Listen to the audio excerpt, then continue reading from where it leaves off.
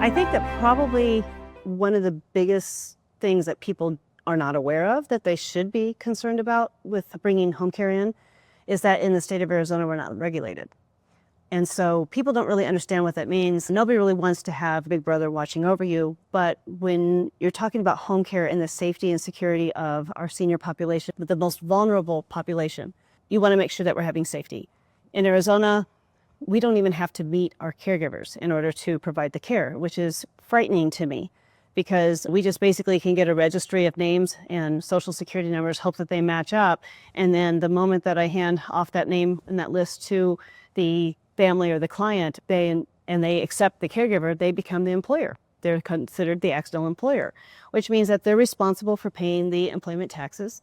They're responsible for covering any kind of work injury that may happen, or heaven forbid that they no longer need the caregiver anymore and she has to file for unemployment. They should have been paying the unemployment taxes, or any time work missed because of injury or something, that's all responsible for them. So a lot of people don't realize that. And a lot of agencies out there that will use what they call 1099 or registries, where they're utilizing those 1099 caregivers. So they're not necessarily the employer, but they're helping you kind of match up with them. You may still pay the agency, but in the end, they're just a 1099 contract employee. So that's where the liability and the risk goes passed on to the client and their family, their estate. So like for adult care assistance, we have W-2 employees. So we actually have care managers, a case aide, we have a management who's in the home on a regular basis, who's actually overseeing their care, making sure that they're trained, properly matched up with the skill set, the trainings, making sure that that's all well and good. And so there's a big difference between that, maybe even finding somebody on Craigslist or somebody who is a friend of a friend from church or what have you. Those are all wonderful people. I'm not stating that the people who are out there providing that care aren't doing a great job, but we just need to make sure that we all have a clear understanding as to who's responsible for the payroll taxes, who's responsible for paying unemployment, what happens if she gets injured.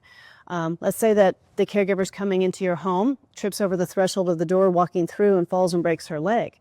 And she's out of work for the next 6 weeks because her leg's in a cast. Who's going to pay the medical bills? Because unless you have a rider on your homeowner's insurance, your homeowner's insurance will not cover that because they're a paid employee to be in your home. So if she doesn't have any kind of insurance on her own, then that would be the responsibility of the homeowner. Or if she missed work during that time, who's paying those lost wages? Again, that's going to be up to the family or the estate to pay the wages. If you don't pay the employment taxes, then you will be looking at possibly seeing additional fees and penalties and things for the backroad taxes. So it can be very expensive to not know the risk and liabilities. But I think that everybody has a right, and I'm not speaking against anybody who provides that care without being with an agency. I'm just saying that let's walk into eyes wide open and make sure that we know what is our risk and liability on it and not just make an assumption, because chances are nothing will happen, but what if they do? Are you prepared to be able to cover that?